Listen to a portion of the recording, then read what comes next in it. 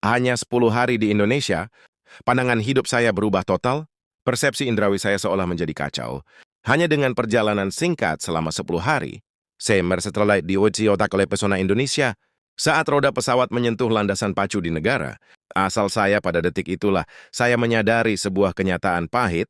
Negara saya sendiri ternyata tertinggal, jauh dengan cara yang sulit dipercaya.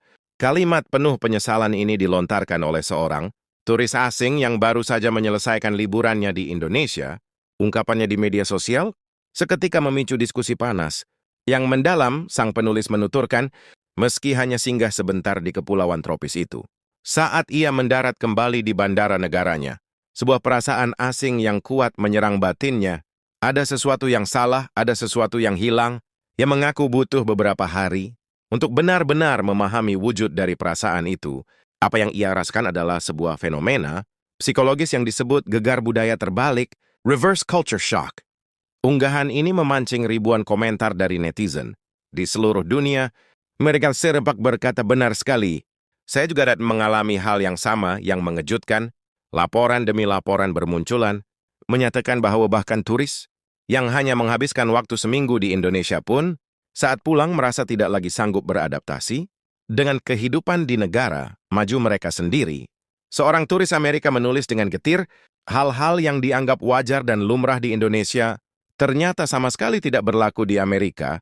Saya merasa seolah tersesat di negara sendiri. Lantas sihir macam apa yang dimiliki Indonesia hingga mampu memicu perubahan drastis pada jiwa orang asing, kali ini melalui suara hati mereka yang mengalami gegar budaya terbalik. Kita akan menelusuri pesona tersembunyi dari negara bernama Indonesia ini, apa yang bagi orang Indonesia dianggap sebagai rutinitas biasa di mata dunia, ternyata adalah sebuah keajaiban. Dalam sebuah unggahan media sosial yang viral, seorang turis Amerika menuliskan pengalaman yang menohok. Saya tinggal di Indonesia selama 3 tahun, saat kembali ke sini dan pergi ke supermarket besar. Sikap pegawai yang kasar membuat saya sangat tidak nyaman, padahal saya pulang ke tanah air sendiri. Tapi butuh beberapa hari bagi saya untuk sadar. Saya sedang mengalami gegar budaya. Kutipan ini menggambarkan betapa parahnya sampai kembali ke kekerasan. Setelah merasakan kehangatan Indonesia, fenomena gegar budaya terbalik adalah kebalikan dari gegar budaya biasa. Ini adalah saat seseorang mulai memandang budaya asalnya sendiri dengan tatapan kritis setelah terbiasa dengan kenyamanan budaya lain. Bagi mereka yang pernah menjejakkan kaki di Indonesia, pengalaman ini terasa begitu intens, baik itu pelancong 1 minggu, maupun ekspatriat yang tinggal bertahun-tahun, dampaknya sama. Seorang warga Amerika yang kembali ke California setelah 7 tahun di Indonesia berkata, saya kira saya akan merindukan kampung halaman saya, California, tapi setelah kembali, saya entah justru merasa seperti orang asing. Saya dalam merinduan budaya di Indonesia. Meski sudah mencoba beradaptasi kembali, rasanya jauh lebih sulit dari bayangan. Yang paling membekas adalah ucapan polos seorang remaja yang baru pulang berlibur dari Indonesia bersama orang tuanya. Apakah negara kita benar-benar bisa disebut negara maju? Pertanyaan sederhana ini membuktikan bahwa pengalaman di Indonesia memiliki kekuatan untuk mengguncang pandangan dunia dan nilai-nilai seseorang hingga ke akarnya. Seorang wanita Amerika yang berpetualang sendirian ke Indonesia menulis di blognya, mengakhiri 2 minggu perjalanan di Indonesia, saya mengalami gegar budaya terbalik yang tak terbayangkan. Indonesia itu bersih, efisien, orang-orangnya sangat ramah, penuh keramah tamahan dan tulus, dan yang terpenting, itu adalah negara yang aman, meskipun ia sangat puas dengan perjalanannya. Pemandangan yang menyambutnya saat pulang, sungguh kontras, sampah di jalanan, taman kota yang tidak aman, dan kebisingan kasar di restoran. Perbedaan tajam dengan Indonesia ini menjadi titik balik bagi saya untuk meninjau ulang nilai-nilai hidup saya. Perbedaan lingkungan yang mencolok antara Indonesia dan Barat membuat banyak orang terperangah. Liam, seorang pria yang kembali ke Inggris setelah 6 tahun di Indonesia, memiliki pengalaman serupa. Hal pertama yang mengejutkan saya adalah kotoran anjing di trotoar. Sebelum tinggal di Indonesia, saya tidak peduli, tapi sekarang melihatnya di jalanan Inggris membuat saya terkejut. Ia menyimpulkan pengalamannya dengan kalimat kuat, perjalanan ke Indonesia mengubah hidup saya. Itu menjadi titik balik untuk memikirkan kembali cara hidup saya di masa depan. Bagi banyak orang asing, perjalanan ke Indonesia bukan sekedar liburan yang menyenangkan, melainkan sebuah transformasi jiwa. Lantas apa sebenarnya yang mereka lihat di Indonesia dan rasa kehilangan apa yang mereka rasakan saat pulang? Pertama, hampir semua turis asing sepakat memuji kehangatan dan kemanusiaan yang kental dalam masyarakat Indonesia. Dimanapun kaki melangkah orang Indonesia, menunjukkan keramahan dan senyuman yang tulus. Sebuah cerita viral membagikan momen kecil yang bermakna di sebuah minimarket di Indonesia. Ada orang asing yang kesulitan kasir, dengan senyum lebar segera keluar dari balik meja, membantunya dengan sabar, bahkan membantu mengoperasikan mesin tiket untuknya.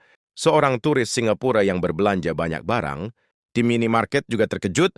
Kasir memisahkan barang panas dan dingin, memisahkan minuman dan makanan dengan sangat teliti. Dia bahkan bertanya dengan lembut, "Mau dipanaskan, Kak?" Lalu memberi saya sedotan dan alat makan ekstra.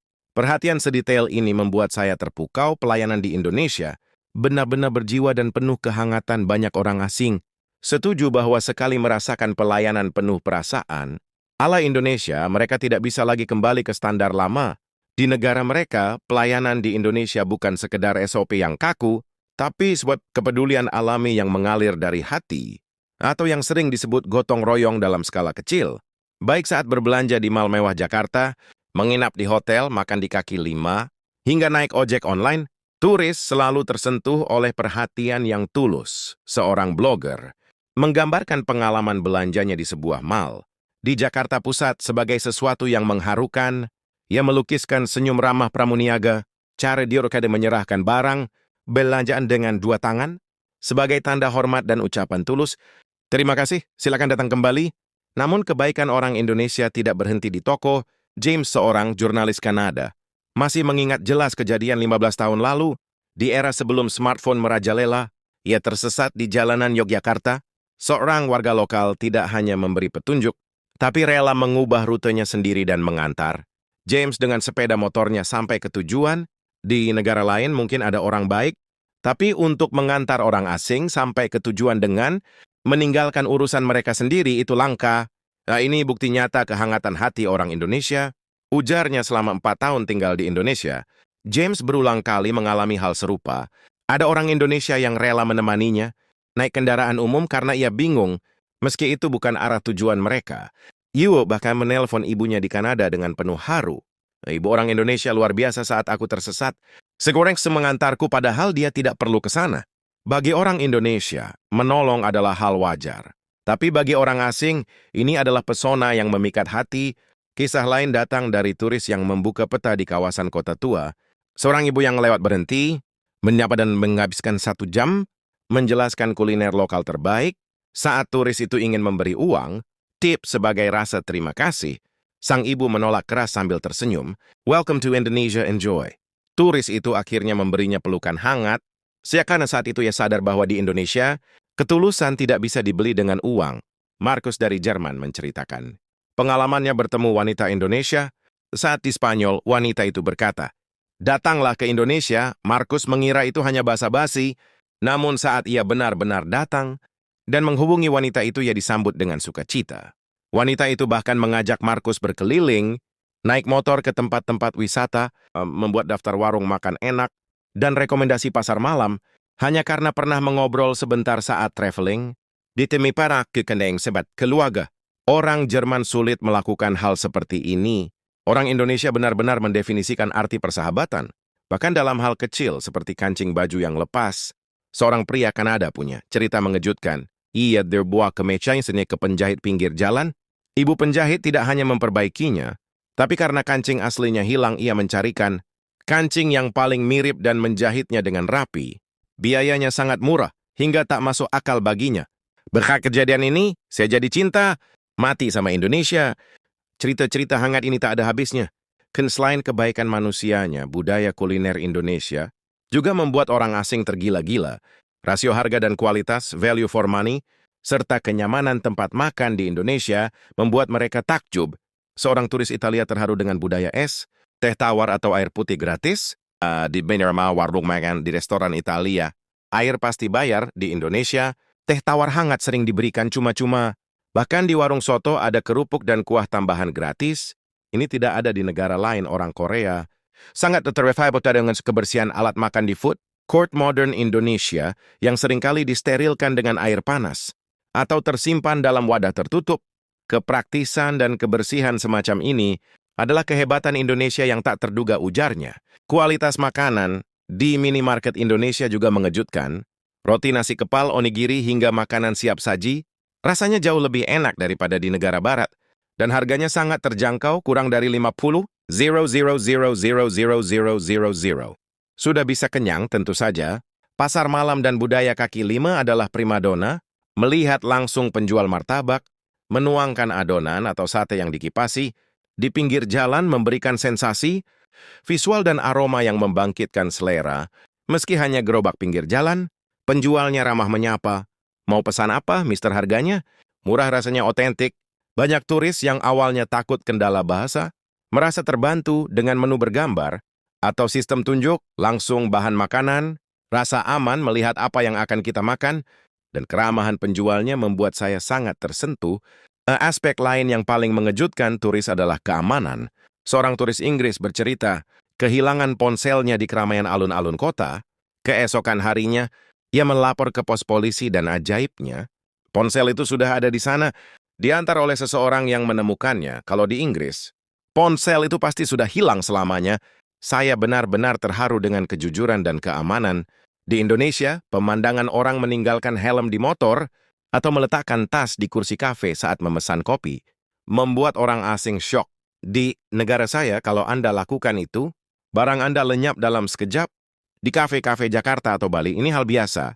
Fakta bahwa wanita bisa berjalan sendirian di malam hari untuk membeli makanan juga mengejutkan banyak turis wanita. Saya merasa aman berjalan ke minimarket tengah malam. Di negara saya itu mustahil. Melihat anak sekolah, dasar naik kendaraan umum atau ojek online sendirian, juga menjadi bukti betapa amannya lingkungan sosial di Indonesia bagi mereka. Namun saat mereka kembali ke negara asal, realitas yang berbeda menampar mereka. Kejutan bukan hanya soal keramahan, tapi juga teknologi dan infrastruktur modern Indonesia. Kereta cepat Jakarta-Bandung Hush mendapat pujian setinggi langit